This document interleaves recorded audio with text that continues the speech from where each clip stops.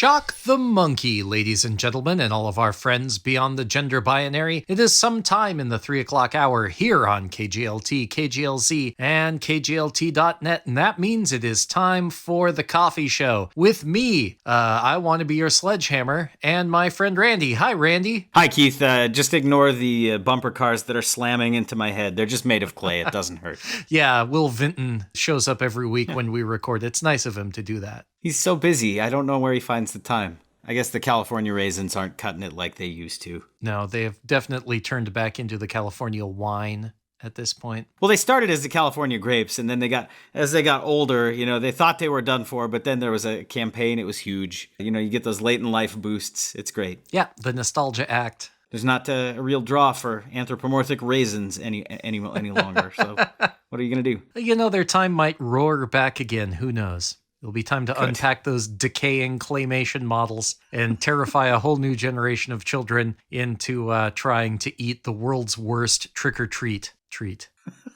It's better than a penny. Nope. You don't think it's better than the penny? Get enough pennies, you can go buy candy. Yeah, but you need a bunch of them. If you get enough raisins, you could sell it to somebody who's making trail mix, and you could make a lot more than a penny. I think at this point, in the year of Cthulhu 2023, if someone is giving you a penny as a trick-or-treat treat, you have the right to...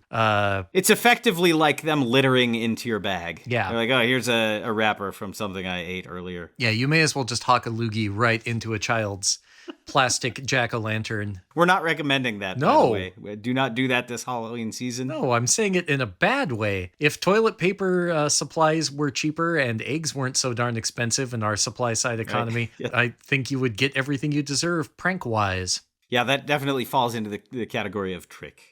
Could you, as a magician, could you alternatively just give kids tricks? Just be like, nothing up my sleeves, and it's a bunch of handkerchiefs tied together. Thanks, happy Halloween, kids. Slam the door. Like a magic trick. Yeah, they're requesting a trick or a treat, yep. Right? You could give them a trick and then be on your way. Got your nose. Now get out of here, you scamp. Who are you supposed to be? First, I'd like to introduce my lovely assistant, and the kids are just on to the next house because they just want the candy. They grab a fistful of almond joys and get on their way. I think a fistful is like 2 almond joys. It's kind of a beefier candy bar. Also, kids have tiny fists. That's true. That's why they're in a whole different weight class in the boxing world. Yeah. I was about to say the same thing. Well, of course, Randy, as we age, the pleasures of the world become more sophisticated. We become more discerning, and we learn to take the time and enjoy the things that really matter, which is why I, this year for Halloween, will be giving everyone kimchi when they come trick-or-treating to my door that I have purchased, that I have not purchased, that I will have tricked them and stolen a whole bin of from the kitchen of program underwriter Whistle Pig Korean. Nothing like a fun-size package of kimchi. That's right. All the sizes are fun size, if you ask me. It's why not be more specific? It's not fun till I have a whole jar. Don't give out jars of anything for trick-or-treaters either. It's just a safety tip. Here you go, kid. Jar full of pennies. Now get out of here, you scamps. Okay, no, I mean, again, if he goes to the Coinstar machine, again, he's well on his way to getting some actual candy. I've been cashing in by giving kids jars of pennies and then having my own Coinstar machine located right next to my garage at my house. Uh-huh. If I run out of pennies, I'll give them like a quarter, but then I'll take some change back in the form of candy out of their bag just to balance it out a little. Hey, kid, what do you got there? Twix? Give you $1. It's a fun-size Twix is just a single Twick. It's not even a pair of them. It doesn't count. They shouldn't be able to put that on the package. Oh, I'm sorry. They've also become, I believe they have rebranded to just being X, the candy. Terrible move. Horrible move. If you eat one, it's called an X. If you eat 2 of them, that is also called an X. Well, you don't want to know what they renamed the 3 Musketeers. Here you go, kid. It's a musketeer. If it's just one, they're called D'Artagnans. Y-U-N-S, like Funyuns, They're D'Artagnans. Yuns. Yeah. Don't eat too many or you'll end up Porthos. Oh, no. A chocolate mustache again. The only way they could stop me from eating so much candy was to strap a big iron mask around my head. Pope kept trying to talk people out of eating all that chocolate, but couldn't do it. Couldn't do it. And all those brown-robed guys trying to convince people that chocolate was bad. When they said they were giving me the rack, I thought they meant a rack of candy bars. I got really excited. Ooh, Pope, you're really problem when you're hungry. Why don't you have this Snickers bar and maybe tone down this Inquisition?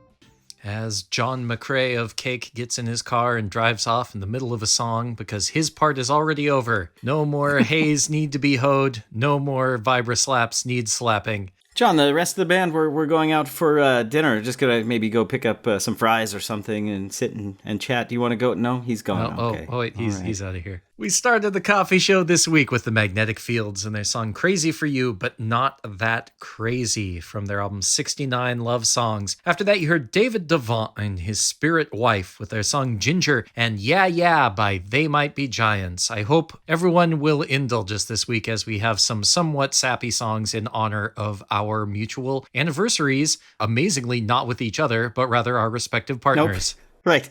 We have the same annual anniversary regarding our relationships, as does my brother, oddly enough. I didn't know that. Popular day. Oh, Ken and Kathy, that's great. Wedding anniversary. Mine as well. Well, congrats to them, and congrats to your partner for making it through any amount of time with you whatsoever. It's almost intolerable. I don't know how she does it. I don't know how any of us do. And of course, wonderful day to celebrate the goopy gloopiness of love. And of course, you and your betrothed just exceeding everyone's expectations. Everyone at the wedding was giving you maybe 2 years at tops. I know. So you've done that and more. It's impressive. 11 years of wedded bliss, and just here to rub it in the face of everyone else who's single and upset about it. I'm sorry. Wow. I just did better at it than you. I don't know what else to say. Do you have any, without ruining it, do you have any gift that you're giving for the anniversary this year? No. What is the 11th anniversary for the The 11th anniversary gift? Apparently is it snuck up on us as Sarah's mom is visiting us this week and leaves the day before our anniversary, and we forgot. So I believe the 11th anniversary is going to be a hurried dinner on a Thursday. It's a pretty great one. The traditional gift for the 11th anniversary is steel. Nice. So a pan, perhaps, or a... Yeah, that pole bathtub she's always been wanting. The gemstone is turquoise, and the associated flower is a tulip. So get her a turquoise-colored steel tulip and call it a day. A steel turquoise inlaid tulip pendant, sure to clash with all of her decor. How about you? I believe you and your significant other are approaching now, 15 years? No, you're not even close. It's 24 years this year. Egad, really? Yes, sir. I'm just so old. Wow, sir. So what's 24 years? Yeah. Is it the... that's a great 24 question. years is the we should have gotten married 21 years ago anniversary. Right.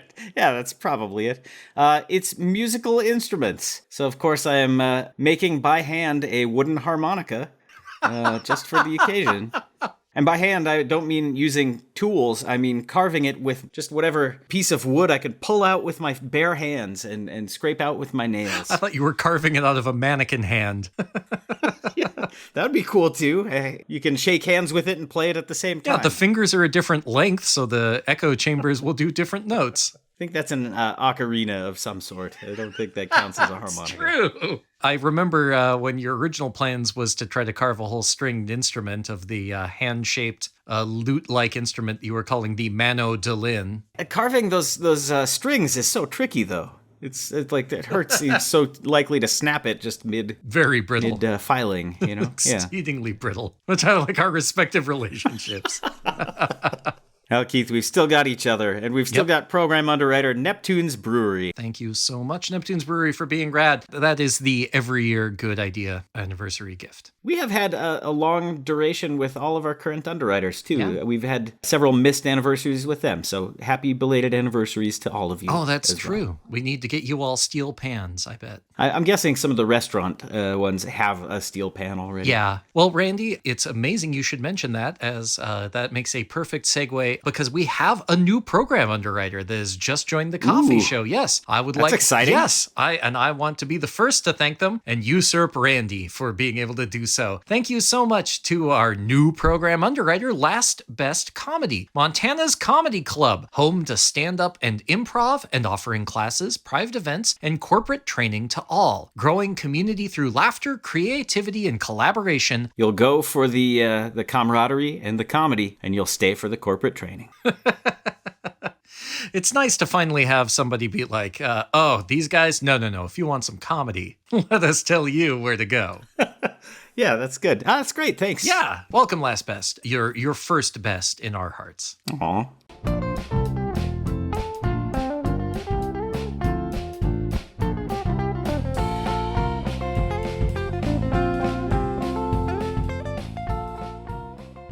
You heard the Aquabats with their song Red Sweater. Previous to that, Me First and the Gimme Gimmes with their unique take on the song Who Put the Bomp bracket in the bomp bomp bomp closed bracket. And we started that batch of songs with the Ramones and their song She's a Sensation. They're hopefully using musical brackets there, right? Not just ordinary brackets in those song titles. Yeah, these are treble clef brackets, to be sure. They are to be read pianissimo brackets. Oh, I'm sorry, I read them mega forte. Keith, you love music, and you've always been intending to show everyone your love of lifelong music. Oh, I'll show them. Yes, you will show them with a tattoo that you customly designed with the folks at Bozeman's Tattoo Alley. Program underwriters. You'll all show them, specializing in full custom tattoos. You'll all see, one of these days, you'll see my tattoo and my love of music. If you had to get a music-themed tattoo, what would you get, Keith? Probably a full-back, highly detailed chiaroscuro depiction of Mount Rushmore, only with my punk rock heroes and the faces of the presidents. I'd go simple. Yeah. See, you're familiar with like the prison teardrop tattoo? I have seen those, yes. I would get that style, but instead of the teardrop shape, it would be the Devo hat, the red hat. Just very small. Oh, that's really good. I like that. Or maybe I could get a Devo power helmet atop my bald spot. Oh, you could totally me. do that. You could talk to them, see how it would turn out. Yeah. They're the professionals. They think these things through. You don't have to. Devo or Bozeman's Tattoo Alley, yeah. Devo are also professionals, but yeah, in the tattoo realm, I wouldn't go to Mark Mothersbaugh to get inked. Mark, I've been thinking about getting this tattoo. Oh, cool. Do you want to hear my new Security? Yeah. Security. Through my Coke bottle glasses, I can send, as I work on my robot that only plays bird calls, I see some weirdo asking me about Devo tattoos. I don't know. There is a They Might Be Giants tattoo from a logo they did for one of their albums. I thought would be a pretty neat tattoo. And then a very famous American podcaster turns out has that tattoo, so I can't. Man, why do podcasters have to ruin all the good things for everyone? I don't know. Anyway, speaking of which, check out our podcast at the Coffee Show World of Content. If you're interested in hearing the coffee show without the music and just the comedy, why not go to your local home of podcasts and search for the Coffee Show World of Content? We promise we only ruin like 50% as much as other podcasters do. And if you don't like a podcast, but you enjoy a good YouTube stream, you just let it run from like morning till night. The Coffee Show's World of Content is available on YouTube as well. Let me test out my podcasting true crime voice as I thank another one of this hour's fantastic program underwriters, Ghost Town Coffee Roasters. Police were baffled. Police, they like to get coffee, and before they've had their coffee, just don't even talk to them. Yeah, don't even ask me to solve a crime until I've had my double latte for sure. Yeah, I can't even pepper spray a guy without my morning coffee. I can barely commit a crime without my coffee in the morning.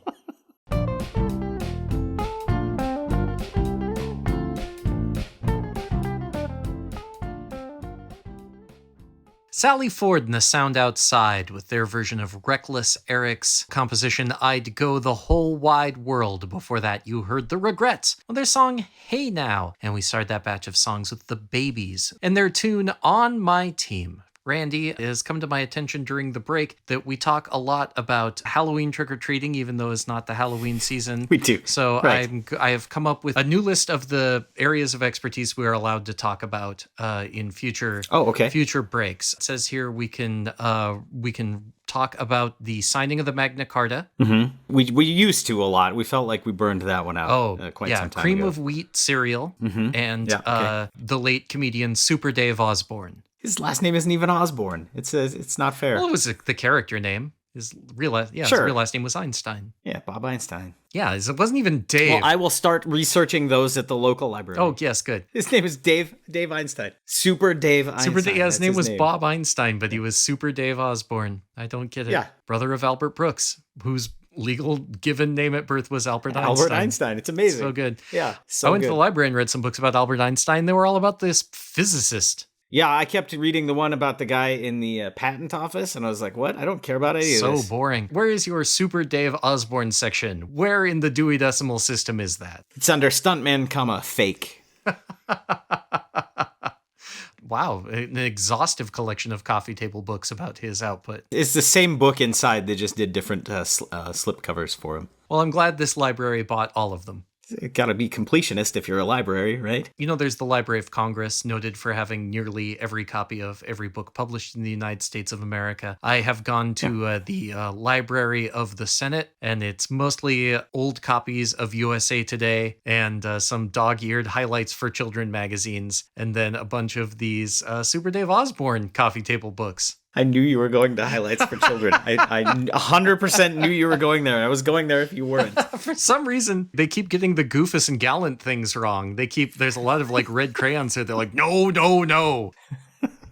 I like Goofus. Goofus seems like the more chill hang, to be fair. Depends what situation you're going into, what type of party you're going to, whether you want to invite either or both of them. Yeah, like most of those things were like manners things, like sure, it's nice to have good manners, but it's like Goofus forgets to put his napkin on his lap at the restaurant. You're like, I don't care about that, Goofus. I'm not here to like police your every word. If it was a little more realistic, it was like Goofus run. It's a cloth napkin. Yeah. He's eating a fast food restaurant. That's very realistic. Yeah, if it was like Goofus teases fifth graders who are clearly self-conscious about their appearance when he's 47 years old, I would say that's like a more helpful. We just need Goofus and Gallant for grown-ups, I guess. We're like, Gallant leaves a penny. Goofus takes the entire tray of pennies and spends it on meth. Could we just modernize it to modern restaurants? Like, Goofus puts his mouth directly on the ketchup dispenser and pushes the little lever to get his ketchup. No, don't do that. That's not cool. Goofus tips 4%. Gallant unionizes the workforce so that they can collectively bargain for better wages and healthcare. Wait, isn't Goofus working here? What is that? Yeah, I guess, tipping 4% if you're an employee is kind of really generous. Well, he's the employee. He's tipping from the till. All right, well, I'm back on board with Goofus now. Goofus skims from the till. Gallant commits international wire fraud and gets away with way more money. Goofus explains to customers that the company policy has changed and they now must charge more for sauce packets, even though that has not been a change that is made at the home office. Goofus buys the 5-year service warranty and undercoating. Gallant knows this is a scam. Both Goofus and Gallant told me the ice cream machine was broken, which I know is not true. Jerks. They're both jerks. Yeah, Goofus breaks the ice cream machine. Gallant tries to fix it, but it's just too complicated. Ice cream machines, man. Have you ever tried to make your own ice cream machine? It's easy. You just need salt and ice cream and a crank, and you're done. That's all you need. One of the things you said was, I need salt, ice cream, and a crank. So I begin with ice cream. Yeah, all you need is ice cream. You put the ice cream in there, and then you take the ice cream out, and then you throw the salt in your eyes because you listened to me in the first place, you dumb dummy. And the milk is to wash out the salt, so you have salty milk in your eyes. Yeah. Who is the Goofus in this situation, Randy or me for listening to him? It's both of us. It's both of us. Well, I think it's time to hear a little bit more from that. Gallant turns up his radio and gets ready for our next bit. Welcome to Randy the Fibsmith, that part of the show where Randy makes up a fib, a flub, or a downright slanderous and actionable lie about the origin of something from our daily lives and popular culture. Hi there, Randy the Fibsmith. Hey, Keith. Thank you for the introduction. I appreciate it. I've been here the whole time as my other persona, but I appreciate the second introduction. I like how you burst out through Randy's skin, tearing it away like the most horrifying David Cronenberg butterfly emerging from a cocoon. It's like Wolverine's claws. It hurts incredibly every time, but I gotta do it. You gotta do it anyway. I see you've got your big book of fibs tucked under your arm. And what is this week's requested fib, if we can call it that? Yeah, the big book of fibs is actually just a Super Dave Osborne coffee table book that I've put a different slipcover over. It's a fib of its own. But Keith, this week's requested fib is the term cheapskate. Yeah, I believe it comes from you last week. It does. I think you said it, and I said, and that'll be coming soon as a Fibsmith. And here it is. Yay. A slight bit of honesty in a world full of lies. Well, Keith, it's unfortunately not very rare to have an exchange with someone that's so darn frugal that they skip out on like a tip, or like you're adding up to the bill order and you're splitting the bill with everybody, and they've ordered a ton of extras, and then they make sure they divide the bill evenly amongst everybody, avoiding paying their fair share. Well, we call those folks cheapskates. Why do we call them? Well, we'll get to that. It is equally unfortunate and all too rare to find an indoor roller skating rink that's still in operation. And back in time is where we'll find our definition for this this one. So roller rinks, for those that are too young to remember or unlucky enough to have never experienced them, were amazing, inexpensive entertainment for everyone. Generally, the crowd would be directed to skate in the same direction, a counterclockwise loop to keep everyone going the same direction and not crash headfirst into one another. That was known as an all skate, right? Just everyone going the same direction. Just to mix it up on occasion, before the song started, the DJ in the booth, armed with his intense knowledge of wear and tear on the human skeleton and concerned with the ergonomics of the activity, would announce that the next song would be a reverse skate, where the skaters would be expected to go instead in the clockwise direction, the opposite direction as usual flow of traffic. On occasion, there's yet another type of example, a couples skate, wherein the lone skaters would be banished to the sidelines while young love could skate hand in hand to show off their relationship being as timeless as the Whitesnake song they're skating to. And finally, on a very rare occasion, management would clear the floor for a cheapskate, wherein a 3-minute period would be carved out in the evening for those that didn't want to pay the full amount for roller skate rental, even though it was really cheap. Often the skates used for the cheapskate session would be missing 1 or 2 wheels, have no laces at all, or just be wildly off in the size for the wearer. During the allotted time, no music would be played, and no colored lights would bounce off of the disco ball at the center of the floor. The awkward screeching sounds from the ruined skates echoing across the distance, only interrupted by the occasional countdown from the DJ. 1 minute, 30 seconds. He'd grumble angrily until time had elapsed and it was time for everyone else to get back to having a great paid-in-full time. That is a terrible dystopian view of the past. I remember it well. Yeah, it was great. Did you ever take place in the Cheapskate of course. Session? Yeah. I didn't get a lot of allowance. And what I did get, I usually spent at the Bubble Bobble machine. So, yeah. Stop. You made your choices. Yep. Thumbtack in the bottom of the skate, or do you want to play Bub or Bob for another 15 minutes? It's your choice. I could lie, say it's my birthday, and see if I could get one more squeeze out of the nacho cheese canister, and maybe they'll let me ride in that giant skate around the floor. That is my one regret. I never got to ride around in the giant skate. I did get to push it once, which was cool. I did as well at, I think, my sister's birthday one time. I never got in the giant skate either, but that's okay, because I now spend every one of my birthdays at my favorite place in the world, Columbo's Pizza and Pasta. Thank you, Columbo's, for supporting KGLT, the coffee show, and I guess Randy the Fibsmith, sort of. What would Columbo's version of a giant skate that you can push your friends around in be? Like a giant shaker of Parmesan? Or what's the birthday push around vehicle? Yeah, great big pizza tray with wheels on the bottom that your friends can push you around. That sounds pretty fun. Yeah, maybe like a giant spatula, like the pizza server. Your friends throw you up in the air and spin you around like your pizza dough that they're stretching out. They just pick you up and spin you. It's very disconcerting, but also gloriously elating. Well, sounds like a good birthday party. I can't wait to pick you up and spin you around soon. In a couple weeks now. Right round, baby, right round. Oh, like right round like a record. And you will see us again next week, right round like a pizza. Like an all skate. Right, yes.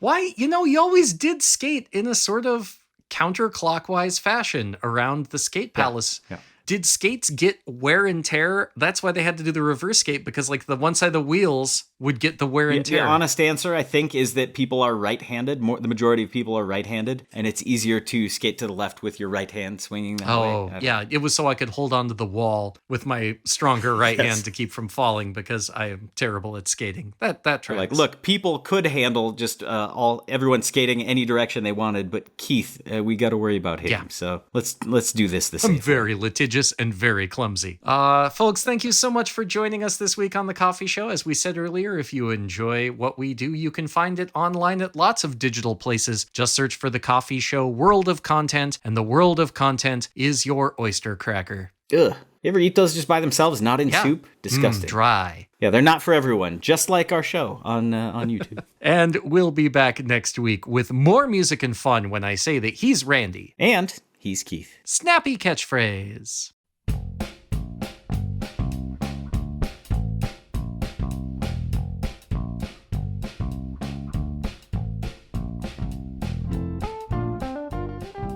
Thank you so much for listening to this week's episode of The Coffee Show World of Content. We want to say a very quick thanks to our good friend Jake Monin for our theme song, and let you know that all the incidental music in between is from our friends in the band The Ornery Jacks. Thank you so much to them for writing such great music. You can find all of their tunes and more on the internet. You know how to do that, but we've provided some links in the text description as well for you. Yes, and I like subscribe notification. I rang bell and left review and comment. You sound like the Hunchback. Well, this is my sanctuary, and also I have a constant ringing in my ears, so fair enough.